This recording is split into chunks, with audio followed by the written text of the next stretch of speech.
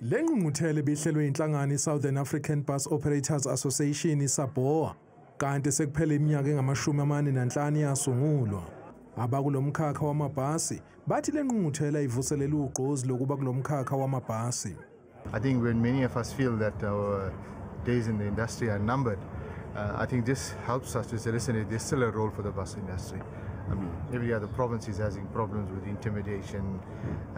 Operators are feeling that they are not safe anymore. So there's just so much happening, and I think we just want to create some sort of a positive energy. Awubekuseqhulwini udaba lwezokuphepha kanti lemboni iqhuqhuzela abagibeli ukuthi basebenzise amathikithi esikhundleni sokuphatha imali.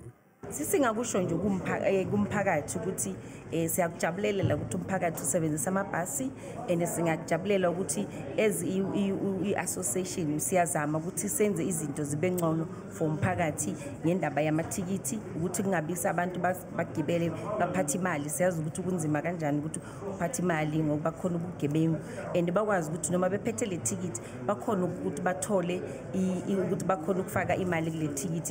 Kule ngqungquthela bekukhona nabakha amabhasi esimanje agabe ngezobuchwepheshe kanti le ngqungquthela isongwe ngokuthi kuhlonishwa besifazana abavelele kulomkhakha wezokuthutha.